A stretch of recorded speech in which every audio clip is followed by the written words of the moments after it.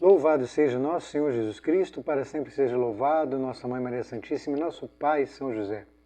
Sejam todos bem-vindos a esse canal, eu sou Ayrton Vieira e hoje daremos seguimento à parte 3, com a parte 3 desta pequena série de vídeos Anguera e o Papado. De saída pedimos que vocês possam deixar os likes, as curtidas, fazer os seus comentários. E com relação a isso, eu até já aproveito para agradecer as pessoas que vêm deixando seus comentários nos vídeos, inclusive ajudando a gente com questões técnicas e sobre o tema, de uma maneira muito especial, as pessoas que não têm a mesma visão que a nossa, não estão, por assim dizer, agrupadas no mesmo segmento que o nosso, com relação a essa visão do papado, que foi esclarecida no vídeo de introdução, e que pedimos aos que chegam pela primeira vez que possam acompanhá-los desde o seu início, para que possa absorver melhor todo esse conteúdo e aproveitar dele de uma maneira mais abrangente, mais benéfica, inclusive.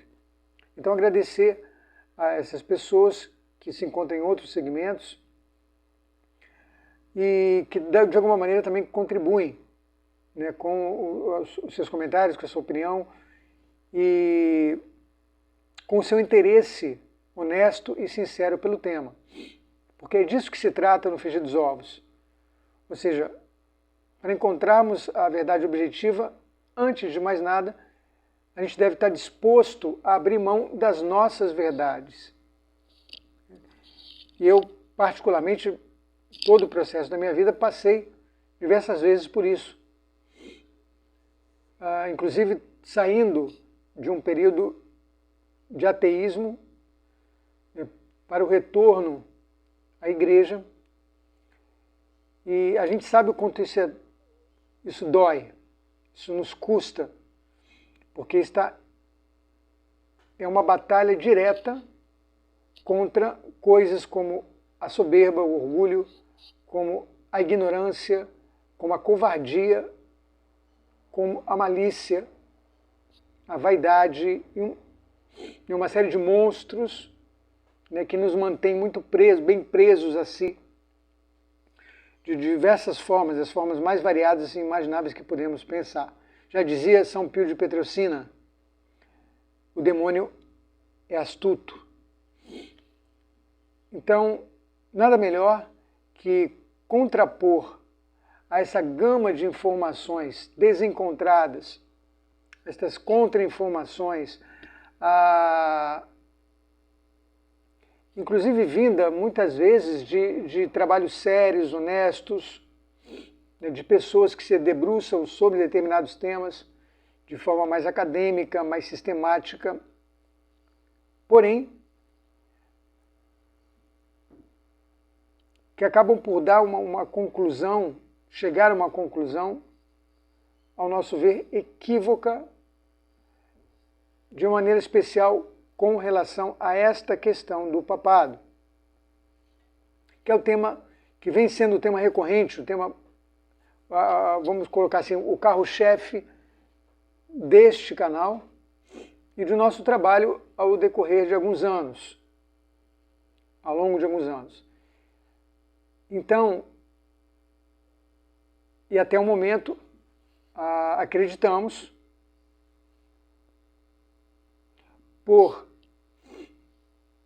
argumentos sólidos, suficientes, que estamos no rumo certo, que estamos no caminho certo com relação à pertença a este agrupamento, que foi explicado no vídeo de introdução,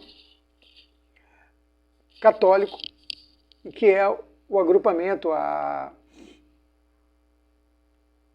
pertença a um grupo de pessoas, melhor dizendo, a visão do papado como sendo, a partir da morte de Bento XVI, a de uma sede vacante, uma sede vaga. sem nos identificar naturalmente, como já foi explicado várias vezes, e aqui uma vez mais, nos identificar com o agrupamento denominado tecnicamente de sede vacantista, e muito menos, claro, com as pessoas que têm na pessoa do Papa Francisco seu Papa legítimo. Assim sendo, já sem mais delongas, vamos à continuação das nossas mensagens. Agora, pegando a mensagem de número 3018, dada em 1/7/2008. Uma grande multidão marchará e com grande fúria provocará grande destruição. Aqui não resta muita dúvida, não cabe muita dúvida de que Nossa Senhora esteja falando desta multidão islâmica ou muçulmana. Destruirão a cidade das 7 colinas e ocuparão o trono de Pedro. Uma vez mais, confirmando, né, toda essa questão do fim da igreja com sede em Roma. Do fim da igreja com sede em Roma. E aqui um detalhe também que passa desapercebido muitas vezes, inclusive entre os meios mais tradicionais, por assim dizer, ou tradicionalistas da igreja. Quando nós perguntamos às pessoas, quando falamos algo nesse sentido, isso parece que choca com uma espécie de romanismo mal entendido com relação, e perene da Igreja Católica. Ou seja, que sempre a Igreja Católica terá a sua sede em Roma. Sempre será romana. Bom, devemos dizer, com muita tranquilidade, que isto não foi, não é e não será assim. E antes que escandalize, né, algumas mentes mais suscetíveis, é claro que temos que dar explicação, e é isto ao que aponta não só Anguera, como já dito, né, La Salete, Fátima mesmo, que são revelações privadas reconhecidas pela Igreja, mas também diversas outras, mesmo em alguma medida, já ali Guadalupe, as de uma freira, salvo engano agora, se a minha mente não falha, ou peruana, ou salvadorenha, ou chilena, mais ou menos daquele período de 1400, Catarina Emmerich, essas videntes mais do final do século XIX para começo do século XX. Ou seja, nós temos uma gama de revelações privadas completamente amparadas nas Escrituras, como não poderia deixar de ser, aquelas que são reconhecidas pela Igreja, e que apontam este detalhe. E é simples de entender, não é difícil nós entendermos. A Igreja não começa em Roma. Portanto, não terminará em Roma. Roma, sede das cátedras de São Pedro e São Paulo, ela atende a um determinado desígnio de Deus para um determinado tempo histórico. Isso a gente já está falando até em questões de milênio, já está adentrando um pouco, né, nesse tema escatológico, mas é bom para entendermos, inclusive, mensagens e profecias como esta.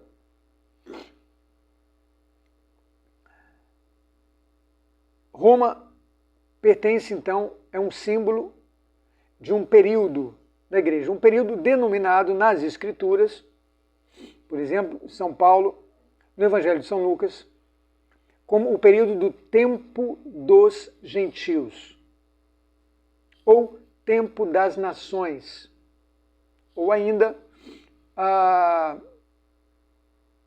o tempo das gentes, também é usada essa nomenclatura.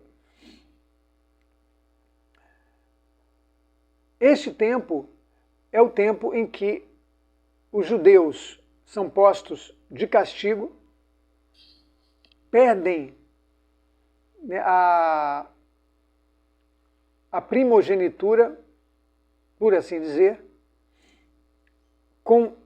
simbolizada especificamente pela destruição do segundo templo, no ano 70 depois de Cristo, pelos romanos, quando eles são dispersos pelo mundo, quando há a diáspora. E este tempo de castigo previsto é de 2 milênios, aproximadamente, findo os quais os judeus são convertidos a Cristo, de uma forma geral, também com a vinda de Enoque e Elias, mais especificamente Elias, que atuará junto aos judeus, enquanto Enoque atuará junto aos gentios. Isto no período do anticristo e do falso profeta, como diz Apocalipse. Então, neste momento, como dizem os salmos, os profetas, novamente de Sião sairá a lei. A igreja retorna para onde ela nasceu, para o seu berço. E Roma perde, portanto, o sentido de ser, por deixar, por este tempo das nações, tempo dos gentios, terminar. Isso significa a expressão fim dos tempos, no plural. Segundo diversos comentaristas, santos, doutores, exegetas, teólogos, e quem trabalha muito bem isso é o padre Castellani, de uma forma toda especial. Bom, por isto, que ao perguntarmos quais são as marcas características da igreja, ou seja, aquelas marcas que jamais deixarão de existir nela, encontramos apenas 4. A igreja é uma só no mundo inteiro, com uma cabeça visível, com um chefe só visível, que agora encontra-se invisível de um ano para cá, ou seja, na verdade, acéfala temporariamente, porém, temos ali na figura do Papa o nosso representante visível e único, portanto, uma só no mundo inteiro. Santa, porque naturalmente a sua cabeça principal é santa, que é Jesus Cristo, sendo a cabeça santa, naturalmente o corpo tem de ser santo. Católica, ela está no mundo inteiro, ela é universal. E apostólica, ela vem dos apóstolos. Acabou-se. Não existe romana nestas marcas características, o que naturalmente nos leva a ver que esta característica romana da igreja com sede em Roma deixará de ser, para que ela retorne às suas origens, ou seja, Jerusalém, e aí, dali ela continue. É isto então, por isto que coisas como essas são ditas, que a cidade das 7 colinas, Roma, com o Vaticano dentro, naturalmente, será destruída e se ocupará o trono de Pedro. Roma perderá a fé, La Salete, uma vez mais, Roma perderá a fé, se transformará na sede do anticristo e será destruída. Como lá atrás ocorrera com os templos. Perderam a fé, se transformaram no local de abominações, como dizia, como está constante em Macabeus e Daniel, de uma forma especial, e foram destruídos, ambos. O de Salomão e depois o templo que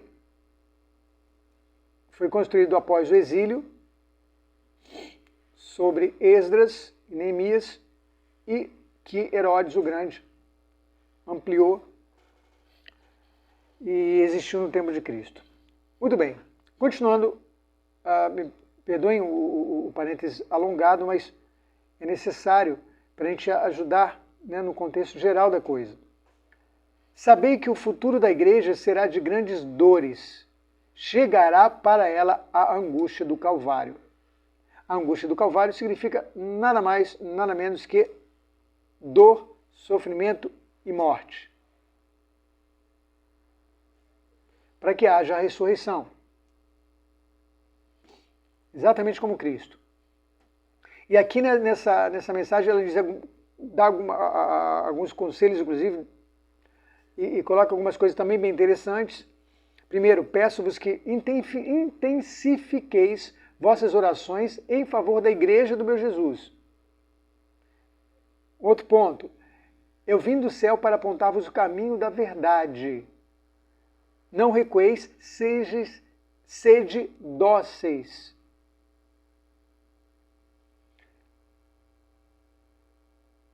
O que tendes de fazer, não deixeis para o amanhã.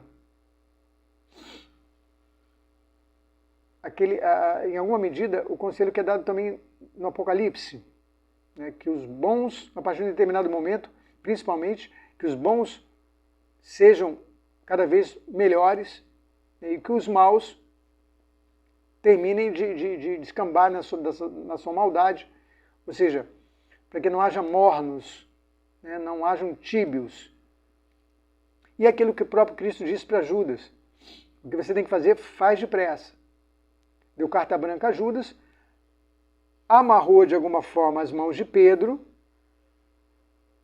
Vejam o que acontece hoje, completamente coerente com esta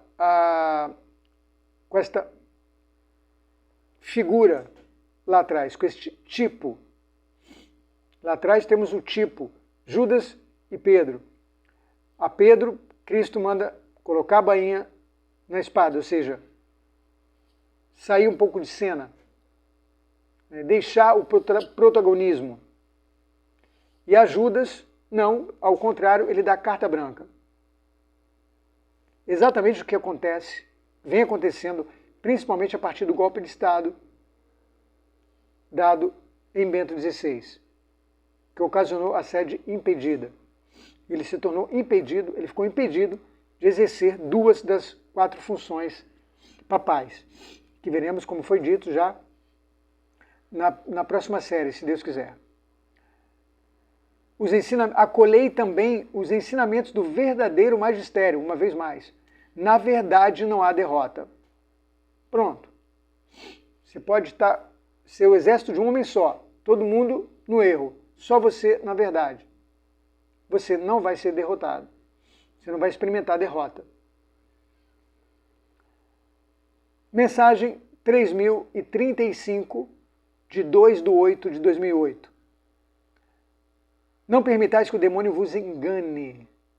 Não permitais que o demônio vos engane. Retomando as palavras do Filho nos Evangelhos. Cuidai para que ninguém vos engane naqueles tempos. Ele coloca isso como um dos sinais da vinda dele, da proximidade da vinda. Porque o mistério da iniquidade, ele tem como característica principal o engano, uma vez que o demônio é o pai da mentira. E nesse sentido, a gente tende a suavizar, né, geralmente as mentiras, esquecendo muitas vezes que o pai delas é o próprio demônio. Na mesma mensagem é dito: a igreja carregará pesada cruz. Uma vez mais, por causa da grande traição. Semelhante ao que ocorreu com Judas.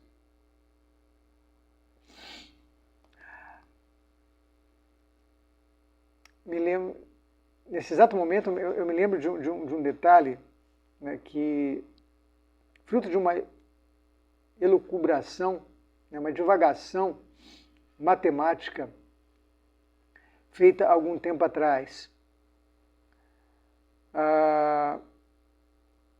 Mas sobre ela, talvez eu fale amanhã. Me lembrem. As portas serão abertas para os inimigos e a dor será grande para os fiéis. O trono de Pedro será abalado. Uma vez mais.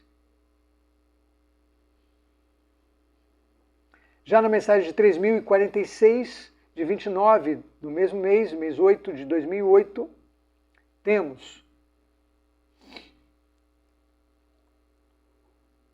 aquele que poderá ver. Ouçam essas palavras da forma que estão ditas. Aquele que poderá ser Pedro se tornará Judas. Abrirá as portas aos inimigos e fará sofrer os homens e mulheres de fé. Se isto não se encaixa com grandes evidências ao estado em que vimos sofrendo há quase 11 anos para cá, de quase 11 anos para cá, eu não sei aonde poderá mais se encaixar. Pessoalmente falando, claro. Dizei a todos que Deus tem pressa. Por isso também, isso foi uma das coisas que não fiquei de braços cruzados. Isso foi uma das questões que me fez repensar muito na questão da publicação dessa série. Como foi dito, não sou autoridade nenhuma e o mínimo que eu posso fazer é retransmitir isto com algumas inferências minhas, para que, caso elas estejam inseridas dentro de um contexto de realidade objetiva, elas se confirmam por si só.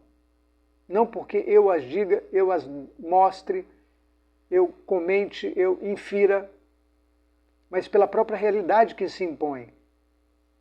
Mais à frente, a gente vai saber se esteve com ela ou não. Os próprios acontecimentos vão demonstrar isto. Então, até lá, o que a gente pode fazer? É fazer aquilo que julgamos que seja pedido para nós, que seja um imperativo moral de alguma forma, por ter nos sido dado determinados conhecimentos, temos tido acesso a determinadas informações e temos inferido as coisas dessa forma. Temos chegado a essas conclusões, que a realidade nos demonstra estarmos corretos, estamos com o entendimento correto neste aspecto.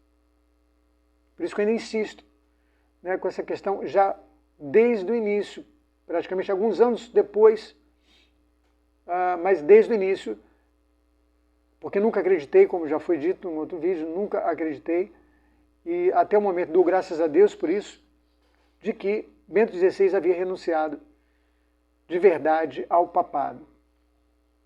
Bom, seguindo, Mensagem de número 3093, 9/12 de 2008. A fumaça de Satanás se espalhou por toda a parte, palavras de Paulo VI, e os meus pobres filhos se tornaram cegos espiritualmente. E é interessante a coesão, a coerência dessas imagens, porque é exatamente o que faz a fumaça: cega as pessoas. E nós não conseguimos, em meio ao fumaceiro, enxergar as coisas. E sendo uma fumaça de Satanás, atinge diretamente os olhos espirituais.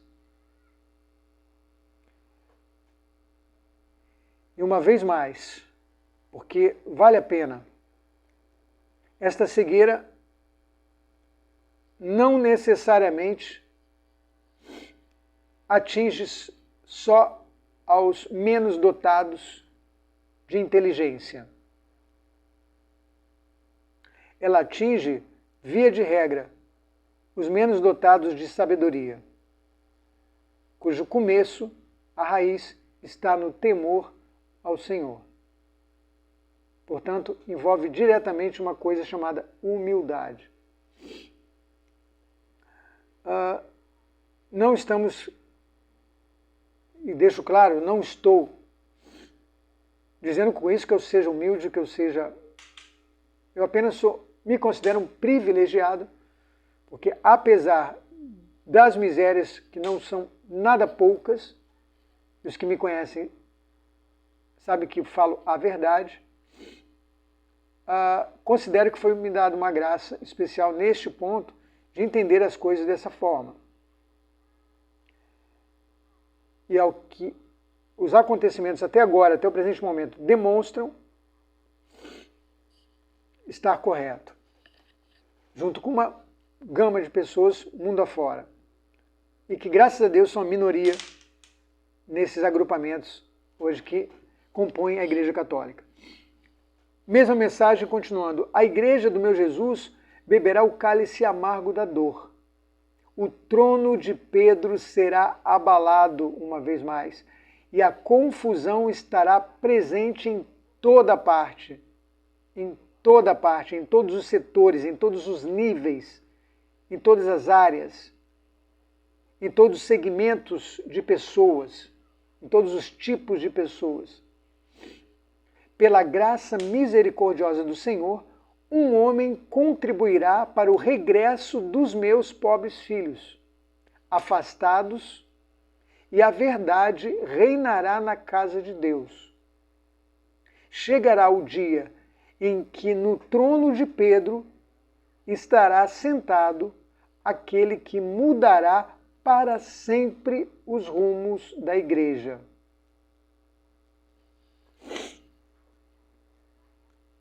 Das duas, uma. Claro, para as pessoas que acreditam e levam a sério, e deveriam fazê-lo, porque mesmo os sede-vacantistas o fazem, bergoglianos o fazem, entre aspas, né, bergoglianos, e nós o fazemos, dar crédito, acreditar nas profecias de São Malaquias. E veja como isso aí é seríssimo. E a mim parece que se cai numa contradição, mais uma, quando falamos, por exemplo, em termos de sede-vacantismo, mas não só.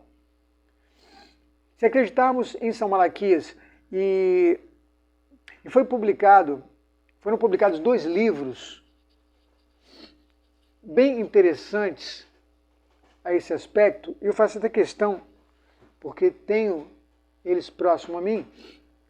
Apenas um segundo.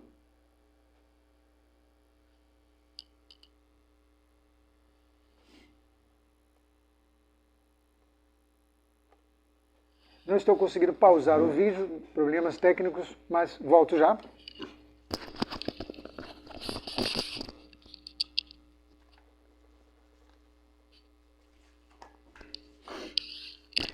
Vejam, 2 livros foram publicados recentemente pelo pelas pessoas da controversiacatólica.com, com traduções do senhor Diogo Rafael Moreira, conhecido, né, de muita gente, e 2 livros bastante interessantes. Um deles, O Papa e o Anticristo. Aqui deve estar ao contrário, né?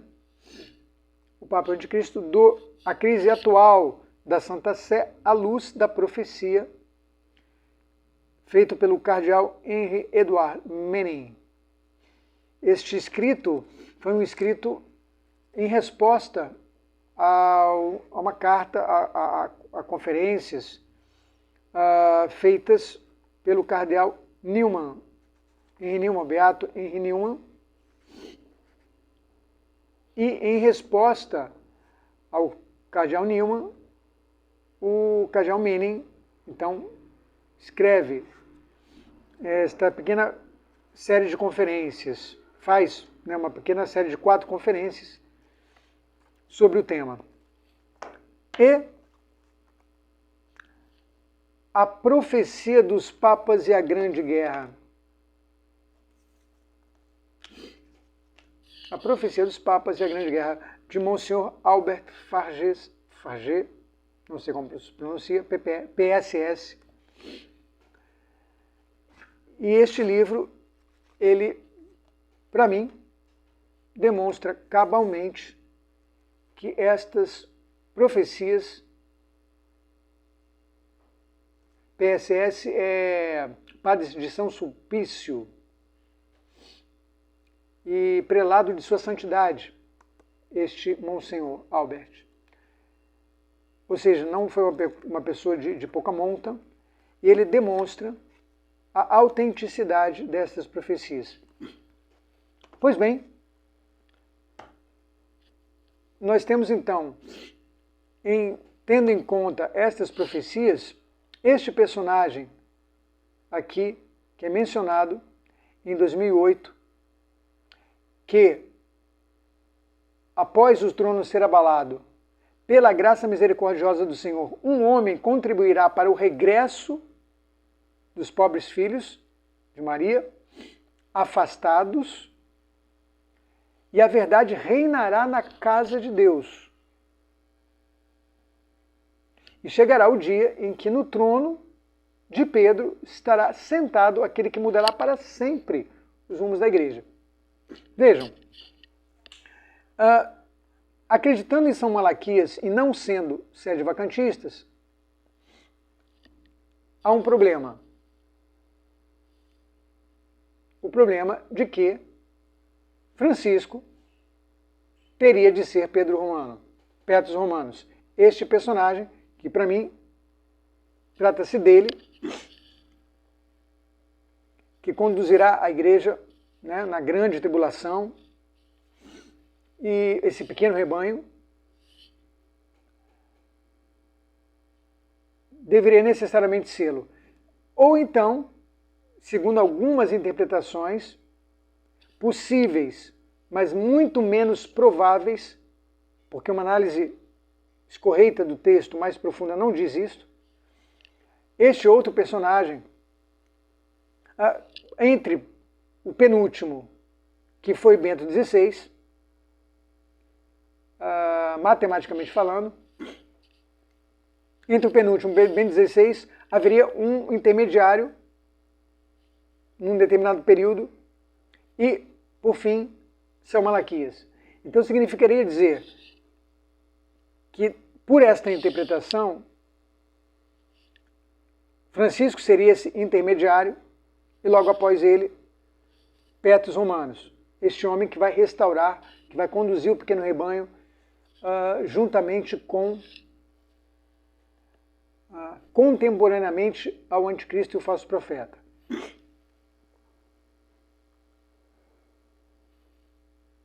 Se assim for, se esta for a interpretação correta, resta apenas esperarmos quem vem no lugar de Francisco, que, ao que tudo indica, não será peça boa, quiçá tão ruim ou pior que ele. e que acreditamos, pelo direito canônico, que será um antipapa, porém, caso a profecia de São Malaquias deva ser interpretada como Bento XVI, penúltimo e último Petrus Romanus, uma interpretação muito mais escorreita,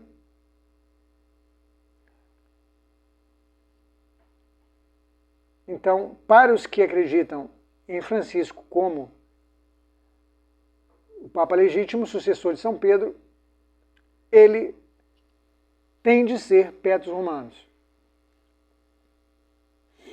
Então, salvo que haja um milagre verdadeiro, uma intervenção divina que o converta completamente, a primeira coisa que teria de ser feita seria legitimá-lo no papado. Porque ele não é um papa legítimo, canonicamente falando.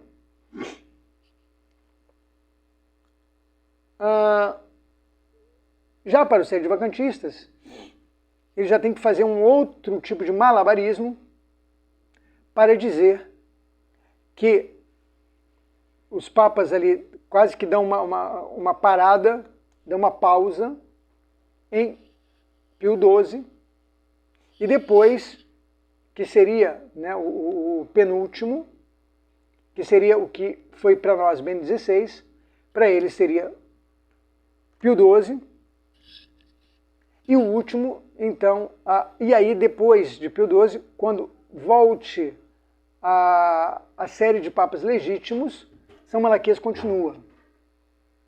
Mas nisso há um problema, bastante intrincado, e é que São Malaquias também conta os antipapas na sua lista.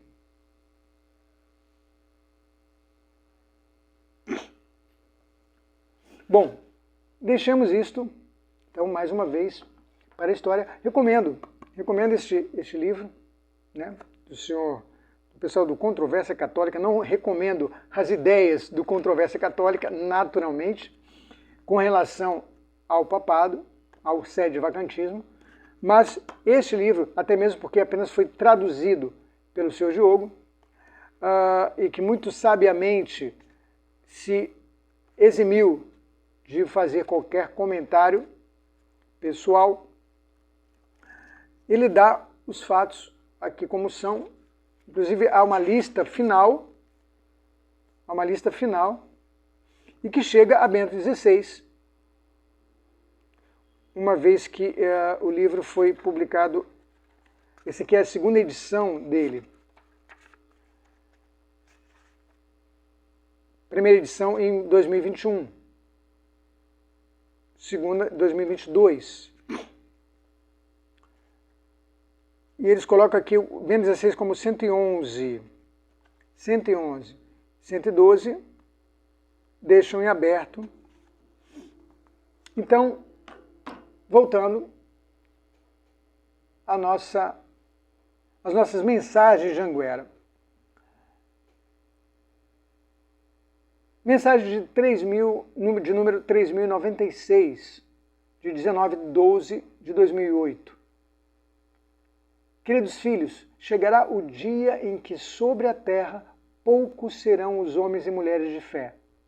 Uma vez mais, ratificando este detalhe do pequeno rebanho, da minoria que fica com a verdade, que mantém a fé. A igreja andará sem Pedro, uma vez mais. A igreja andará sem Pedro. E vejam, um outro detalhe que ontem eu estava pensando depois do vídeo, e quase que ia me esquecendo novamente. Isto é dito em 2008. Em 2008. Ela não diz que a igreja já vem caminhando sem Pedro. Ela disse que a igreja andará, o verbo está no futuro, isso em 2008, andará sem Pedro, e muitos procurarão seguir os seus próprios pensamentos. É exatamente o que eu disse ontem, como eu me referi ontem. Essa questão de interpretações, de exegeses hermenêuticas feitas por pessoas sobre um determinado assunto. Ou seja, no frigir dos ovos, ainda que se tenha, né, uma série de argumentações, ainda que se possa partir de pontos sólidos, há muito mais coisas que se desconhece e que nos ajudariam a ter uma noção real do todo. Então, até que a própria igreja se pronuncie com relação a esta questão da invalidade dos papas, é no mínimo temerário por tudo o que a gente vem vendo, mesmo apesar a partir do concílio, que não é definitivamente o início de tudo, não é o ponto onde tudo começa, mas o avanço é muito mais coerente nós pensarmos que, a partir de um determinado momento, Deus vai permitindo que os papas vão perdendo cada vez mais espaço por justamente estar se aproximando do Calvário. E se o próprio Cristo deu o exemplo na sua fragilidade, no seu raio de ação diminuído, por ser a hora das trevas, ou seja, permitir que o mal se expanda a um determinado ponto, até que ele mesmo intervenha, é muito mais coerente. Veja, eu não estou fazendo análises teológicas, canônicas, nada disso. Estou partindo das mensagens de Nossa Senhora de Anguera, corroboradas por santos como, por exemplo, São Pio de Petrelcina, mas não só. E não só santos, pessoas altamente corretas, honestas, intelectualmente falando, diversos sacerdotes ao longo desses 50, 60 anos, bispos, cardeais, como, por exemplo, o próprio cardeal Ottaviani, o próprio Monsenhor Marcel Lefebvre, a própria Fraternidade São Pio X, se preferirem. Ou seja, mas, claro, não pode ser utilizado aqui, mas o seu fundador, o cardeal Ottaviani, como foi dito, pessoas e os próprios padres do concílio, porque não haviam somente padres infiltrados, cardeais infiltrados, bispos infiltrados. Não haviam só modernistas, como querem fazer crer em muitos cantos. Existiam gente da maior qualidade e que, inclusive, barraram, né, em alguma medida, muito do avanço ali no concílio. Ou seja, essas pessoas, nenhuma delas, ou a quase totalidade, para dizer, levantou a sua voz e disse: a partir daqui não temos mais papas válidos. E mesmo o fato deles participarem do concílio, convocado por João XXIII. Então, essas aparições, elas de uma maneira muito simples, direta, objetiva, dócil, como é própria da Mãe de Deus, elas vão mostrando para a gente. Vejam. E vai chegar até o ponto da situação atual, a partir de Bento, que vai ficar muito mais clara mais à frente. Não sei se dá para entender o raciocínio.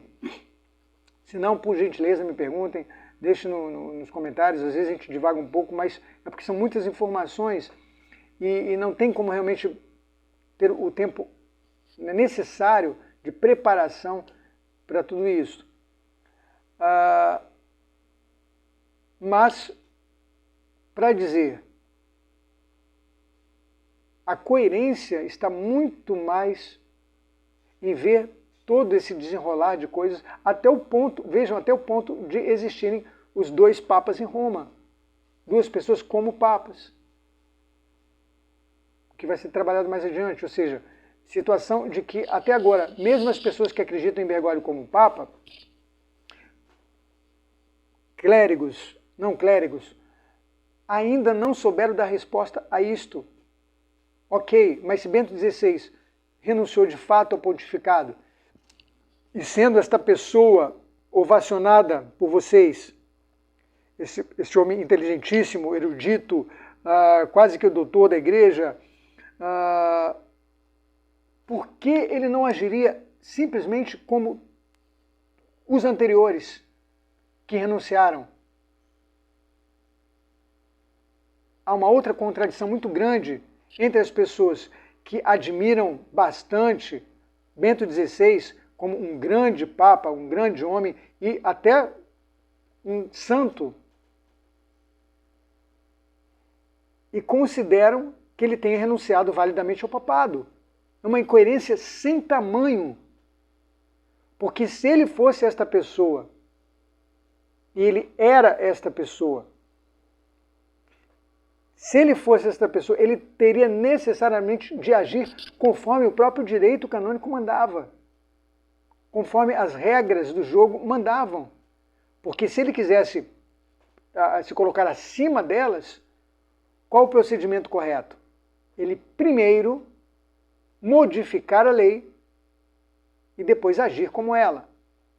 Mas já é o tema que já vai entrando na próxima série, só para poder deixar aqui os spoilers e fazer uma espécie de introdução, mas com cuidado para não devagar, senão a gente acaba saindo pela tangente e se perdendo no meio do caminho. Bom, rezai muito pela igreja.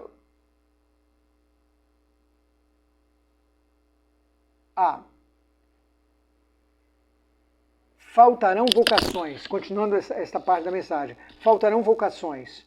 Ela fala, a igreja andará sem Pedro e muitas procurarão seguir seus próprios pensamentos. Claríssimo. Faltarão vocações para o sacerdócio e para a igreja será um tempo de dolorosa provação. Rezai muito pela igreja. Rezai muito pela igreja. O desprezo pelo sagrado estará presente em toda parte e muitas almas estarão frias e sem Deus. Como consequência também de toda esta confusão que está sendo criada a partir do antipapado, do último antipapado da história da igreja.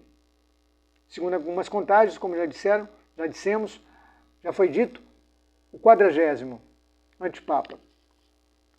Mensagem número 3098, de 23/12/2008. A igreja do meu Jesus carregará a pesada cruz, uma vez mais. Chegará o dia em que haverá vejam, cada vez mais claro, chegará o dia em que haverá 2 tronos, mas somente em um estará o verdadeiro sucessor de São Pedro, ou de Pedro. Será este o tempo da grande confusão espiritual para a igreja. Ficai com a verdade. Que necessidade teria de Nossa Senhora falar isto, se naturalmente Bento XVI tivesse renunciado e somente Francisco fosse o Papa? Percebam que não é coerente com o que está sendo dito aqui e com um pontificado legítimo de Francisco sucedendo ao de Bento. Ela mostra justamente o contrário. Chegará o dia que haverá 2 tronos. Existia um trono de São Pedro, passará a existir um segundo. Portanto, naturalmente, o de Francisco. Mas em um só estará o verdadeiro sucessor. Ora, se isso fosse um processo normal da igreja, Bento XVI renuncia validamente, ok, Francisco entra, que necessidade haveria de dizer que existem 2 tronos? Ou seja, 2 pessoas disputando um mesmo cargo, uma mesma função. Conseguem entender isto? Pelo menos a coerência do raciocínio, a lógica do raciocínio? Não precisa concordar com o que eu estou dizendo. Mas é isso que está sendo dito aqui no texto. Para os que acreditam, palavras de Nossa Senhora. Mensagem de 3.129, 3/3/2009. A ação do demônio causará grandes danos espirituais nos meus pobres filhos. Haverá grande profanação e o trono de Pedro será abalado uma vez mais. O que é um abalo ao trono de Pedro? É um atentado ao trono de Pedro. A cátedra de Pedro, pontificado. E aí, como ela fala aqui nos meus pobres filhos, me dá muita pena, honestamente, me dá muita pena, no sentido de lamento profundamente, os bons homens de Deus, os bons padres, os bons bispos, os bons leigos, né, que vêm constantemente defendendo esta tese de Francisco como um mau papa, beirando quase a um papa herege. Mas ao fim e ao cabo, o Santo Padre. Lamento pela gritante contradição em que essas pessoas se encontram, lutando contra o próprio papado, sem que se deem conta disto, até agora, até hoje. E não me refiro a ralé, ao povão, a nós, povão. Entende? Me refiro a pessoas que têm condições de vencer a sua ignorância. Mas está aqui. Há uma cegueira demoníaca, há um mistério da iniquidade cegando estas pessoas. E como diz Nossa Senhora, Deus tem pressa, senhores. Deus tem pressa. Corram atrás do prejuízo, porque vocês estão dando cumprimento à profecia de Garamandal, por exemplo. Indo pelo caminho da perdição e com vocês arrastando muitas almas. Lamento dizê-los. E gostaria enormemente de estar errado. Gostaria mesmo, com muita honestidade, de que só eu estivesse errado, eu e as pessoas que se encontram neste nosso agrupamento, para usar essa linguagem. Preferiria que nós estivéssemos errados, para vocês terem que realmente rezar muito por nós, se nós nos convertermos, do que o contrário. Mas acredito piamente, e por isso também venho insistindo, vocês estão indo pelo caminho da condenação e arrastando muita gente com vocês. Senhores padres, senhores bispos, senhores cardeais, senhor antipapa, nem preciso mencionar, que também devemos rezar por todos, absolutamente todos.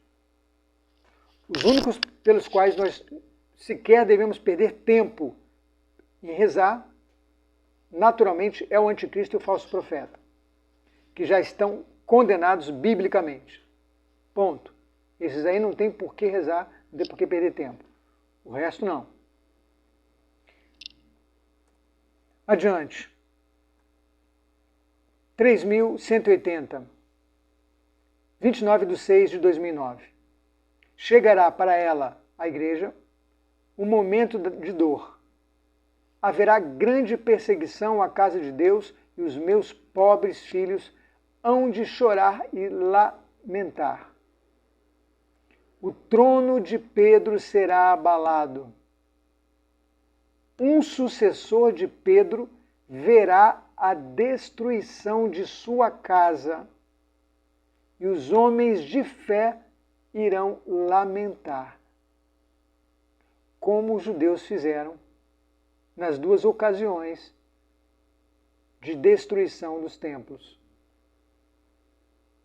As sombras, né, das árvores sobre o rio sentamos e choramos, que o digam as lamentações de Jeremias, por exemplo. as mais emblemáticas desses períodos, um sucessor de Pedro verá a destruição de sua casa.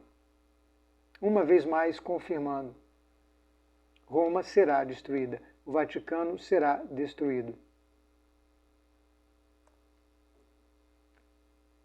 3.184, 10/7/2009. Olhai ao vosso redor e sereis capazes de perceber a grande confusão espiritual que se espalhou por toda parte. Mas é claro, aqueles que têm olhos para ver e ouvidos para ouvir, que não se permitem ou querem permitir-se deixar levar pela cegueira espiritual. Por uma série de questões, se acomodarem na condução de cegos, sendo eles mesmos cegos. Ou porque são curtidos, ou porque são seguidos, ou porque são compartilhados, ou porque são comentados, ou porque são vistos, notados, falados. Cuidado, senhores. Muito cuidado. Vejam o que vocês estão fazendo com as suas almas e com as almas de todos aqueles que foram confiadas a vocês. Chegará o dia, continua a profecia, em que poucos andarão na verdade, uma vez mais. E nós querendo seguir a maioria, a multidão. E eu mesmo ouvi algumas vezes, você pode até estar certo, isso pode até ter coerência, se referir a uma época à tese levantada no livro de Estefania. Mas nós preferimos ficar com as nossas autoridades. E é difícil, é uma luta de Davi contra Golias. Ao falarmos algo assim, com os recursos que temos, da forma que podemos colocar, e, de um outro lado, haver grandes produções com grandes figuras, com grandes nomes reconhecidos internacionalmente, falando o contrário, com autoridades, prelados, bispos, cardeais, sacerdotes, leigos de grande projeção, falando o contrário. Mas não há um mínimo problema, porque Nossa Senhora disse, Nossa Senhora que está acima de todos estes, quem está na verdade, de fato, não teme a derrota. Não há por que ter medo de uma derrota, de uma aparente derrota. A grande e maior inimiga da igreja, sabemos muito bem quem é, se unirá aos inimigos existentes. Será um tempo difícil para a igreja. Peço-vos que não vos afasteis da verdade. Escutai a voz do sucessor de Pedro. Ouviram, meus caros amigos sede-vacantistas? Ouçam a voz de Nossa Senhora. Muito embora, neste momento, de um ano para cá, estejamos em uma mesma situação, sem sermos as mesmas pessoas. Ou seja, acreditamos todos que de um ano para cá estamos em sede vacante, mas apenas de um ano para cá. Escutai a voz do sucessor de Pedro e, claro, aqui neste momento, do Pedro que virá, Petros Romanos, Pedro Romano, e por ele devemos rezar, inclusive em todas as missas. Escutai a voz do sucessor de Pedro e não vos deixeis contaminar pelas novidades do demônio. Fugi das falsas doutrinas e sede fiéis à única e verdadeira Igreja de Cristo. A Eucaristia é a verdade que vos conduzirá à vitória. E se ela diz Eucaristia, e aqui é porque ainda tínhamos, como temos, válidas Eucaristias, válidas consagrações, várias transubstanciações, válidas.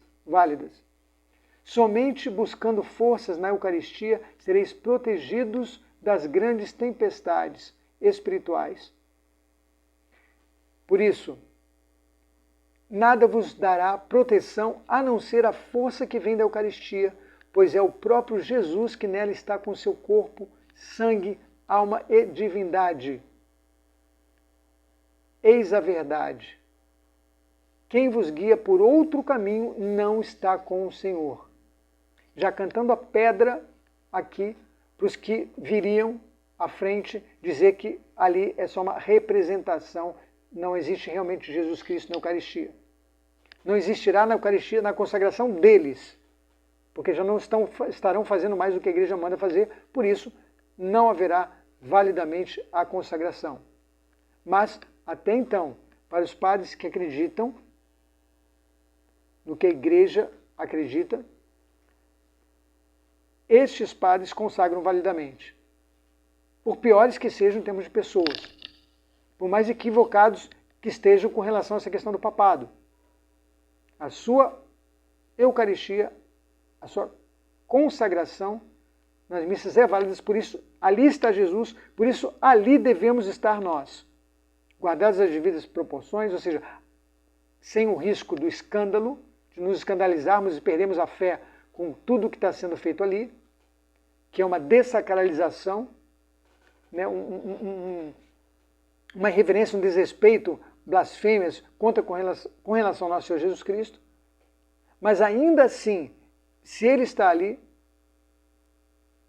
para determinadas pessoas, não só é lícito, como é válido estar. Ou ainda que não seja lícito, é válido estar. Porque estaremos justamente não abandonando a Jesus Cristo. E por isso que se você puder, se Deus te der a graça de encontrar um local em que você possa ir todos os dias, comungar diariamente, faça. Sabendo que ali está Cristo. Faça buscando forças na Eucaristia, como nos pede Nossa Senhora e nos avisa ao mesmo tempo. Porque só ali conseguiremos escapar deste mar de enganos, recebendo a força do próprio Cristo em nós, com as devidas condições naturalmente, né? Buscando estar o mais dignos possível de receber a Cristo. Já nos encaminhando para a conclusão, uma última mensagem, de número 3.318, de 11/5/2010.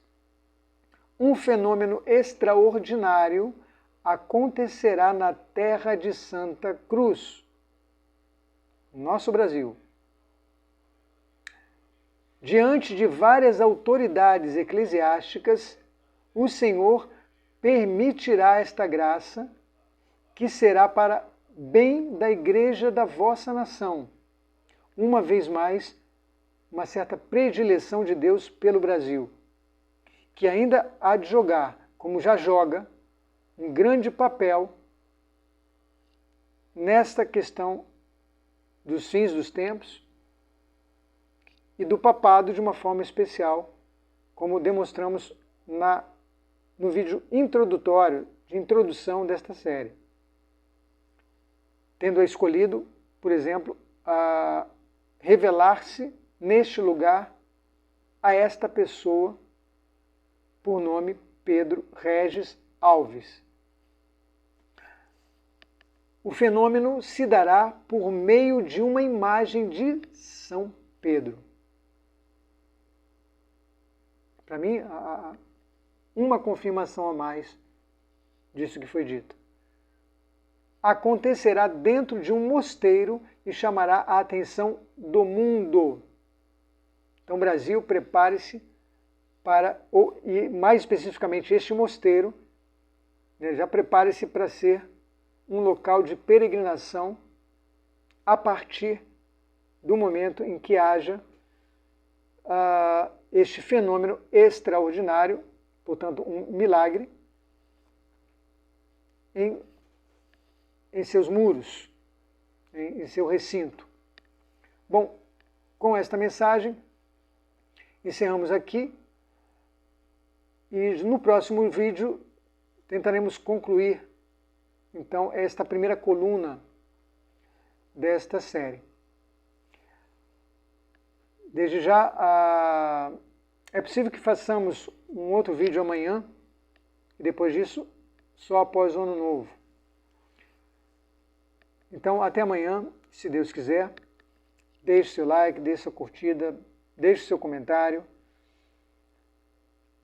Compartilhe esses vídeos, se julgar que sejam de proveito para outras pessoas, independentemente de nossos números estarem sendo surrupiados por este fornecedor. E, sobretudo, inscrevam-se, serão muito bem-vindos. Louvado seja o nosso Senhor Jesus Cristo, para sempre seja louvado, nossa Mãe Maria Santíssima, nosso Pai São José. Deus nos abençoe.